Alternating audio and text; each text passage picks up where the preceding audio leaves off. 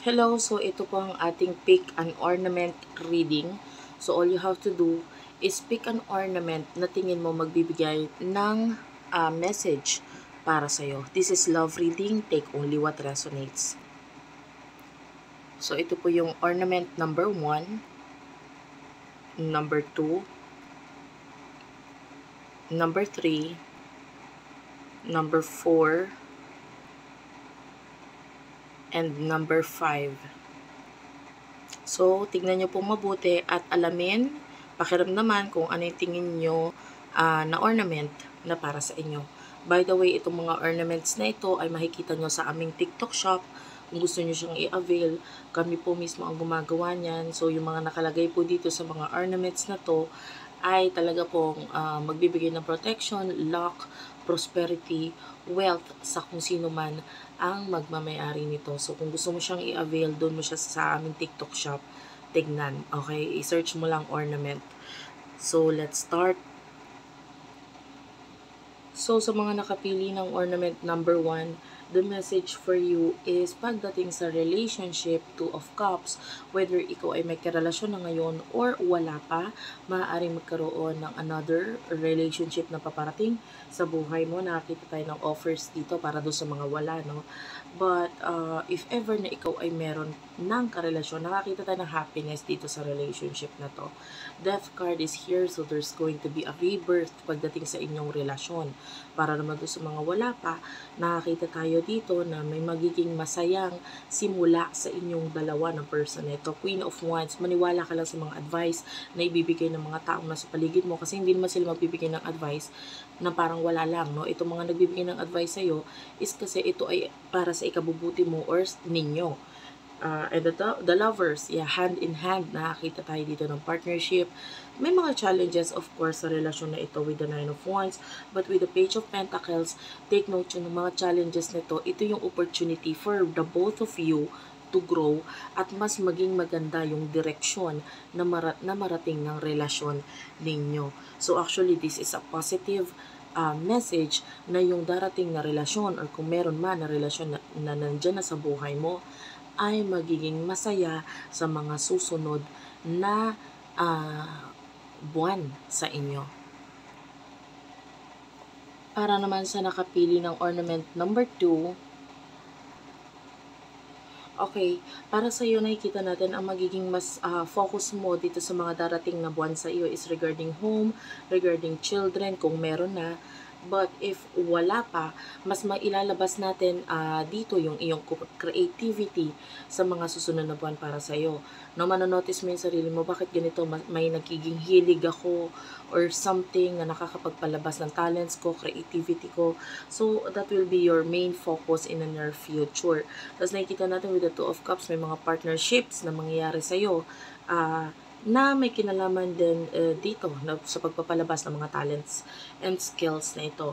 Pagdating sa love, that is not your main focus actually sa mga susunod na buwan. No, kaya wala tayong nakitang masyadong message regarding doon. Seven of Pentacles, this is more about money, stability, at medyo mabagal na flow ng pera. But always take note na hindi all the time is money ang importante. No? As long that you are enjoying what you are doing.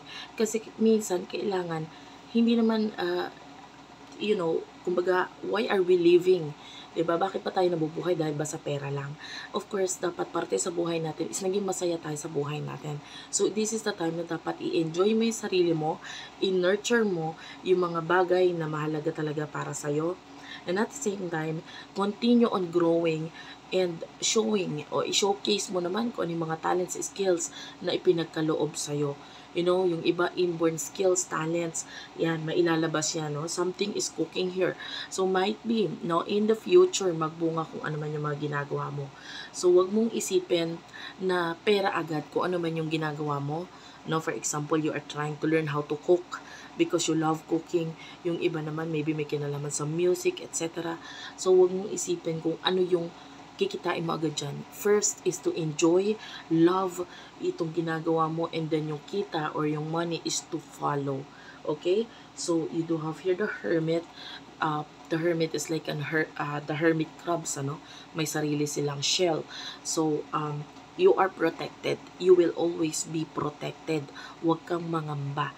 Kung ano man yung mga isip-isip mo, pinagpapa-stress sa'yo, and time for you na i-relax mo sarili mo, enjoy yourself, and itong mga stress na ito, you are protected. Hindi ka basta-basta magkakaroon ng kumbaga, ikaw lang ang namumblema dyan, hindi ka pa ini-stress dyan. Huwag mo nang stressin ang sarili mo. Okay, so that is the message for you. Although this is love reading, wala tayong nakita doon. Mas nakita natin, this is the time for yourself. So, self-love lang muna tayo. Okay, para sa mga nakapili ng ornament number 3, so these are the messages for you.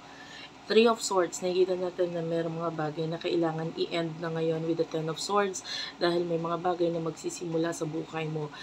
Tignan mo mabuti kung ano yung mga bagay na hindi ka na masaya ngayon. Kasi sa nakikita natin ngayon, maaaring may mga bagay na hindi ka na masaya, na you need to let go kasi ito nagbibigay lang ng pain, sorrow, problem, stress sa buhay mo. No, huwag ka matakot sa endings. Mas matakot ka kung hanggang kailan ka magi-stay. Lalo na kung ang pinag-uusapan dito is relationship, wherein nakikita natin with the Page of Pentacles, may immaturity when it comes to money, immaturity pagdating sa person na kakonect mo, or hindi nag-grow yung relationship ninyo. Ace of Pentacles, there's always a new beginning. Ayan o, Ace of Pentacles, Ace of Swords, both of those aces, dalawang ace yan, Ace is nagsisimbol yan sa number 1, which is number 1, new beginnings, start, no? And of course, in order for you na magkaroon ng new beginnings and start na fresh, all you have to do is let go. Ayan, and accept yung mga changes. Oo, malungkot, pero huwag kang matakot sa kalungkutan. Mas matakot ka kung magiging hanggang kailan ka magiging ganyan. Okay? So that's it for now. Let's move on to the other to the next ornament. Okay, para sa mga nakapili ng ornament number 4, nakikita natin dito with the Knight of Swords, kailangan mo ng courage, tapang, 4 of Cups. If there's something na hindi ka sigurado, you have to make changes, or kailangan mong gumawa ng action regarding that. With the 2 of Swords, this is a decision na ikaw lang ang nakakaalam kung anong dapat mong gawin. And with the 7 of Pentacles, tingnan mo yung mga bagay na mas magbibigay ng growth para sa'yo. Especially pagdating sa relationship. If you're feeling a lot of parang kaguluhan lang and you're just going with the flow tapos hindi naman nag-work out para sa'yo, maybe it's time for you na ikaw naman yung kumbaga, gumawa ng action para mawala or kumawala sa bagay na yon. And with the Knight of Swords, kailangan mo nga talaga ng courage, no? Tapang, lakas ng loob para maisakatuparan ito. This is the time na kailangan sarili mo naman ang iniisip mo. The devil is here. Yung iba sa inyo, if you feel like ikaw ay nagagamit, huwag kang magpagamit. Yun lang ang sagot dito. Para naman sa nakapili ng ornament number 5, the message for you is, nakikita natin dito sa energy mo kung gaano kahaba ang pasensya mo with the Temperance. Pero sometimes hindi ito helpful para sa'yo kasi the more na hinahabaan mo yung pasensya mo, the more na magbibigay lang ng kalungkutan ito para sa'yo. Bakit? Kasi sometimes ito yung nakikitang kahinaan mo, you know? Hindi nila nakikita na marunong kang gumawa ng sarili mo desisyon. So, itong mga taong ito, they keep on hurting you, no? So, you are the emperor. You have everything. Kaya mong magsimula, kaya mong mag-build ng something, and hindi mo kailangan na tulong ng iba. With the Knight of Swords, kailangan mo lang maging matapang. Yung iba, walang kinalaman sa love ito, but rather may kinalaman sa family, etc. Pero yung iba, it could be relationship, love, ayan, marriage, and the 5 of Swords, nakakita tayo dito ng pagkaaway, pagkakagulo. Hindi pwedeng sila na lang sila. Dapat ikaw din pinakikinggan. Dapat ikaw din sinusunod. Kasi baliwala yung mga pagsasalta mo, yung mga sasabihin mo, mga naiisip mo, kung hindi rin ikaw papakinggan ng mga taong ito. The 7 of Swords is here. Maraming nasasayang sa'yo. So, it's time for you to voice out. So, I will end the reading here. Maraming salamat and bye-bye.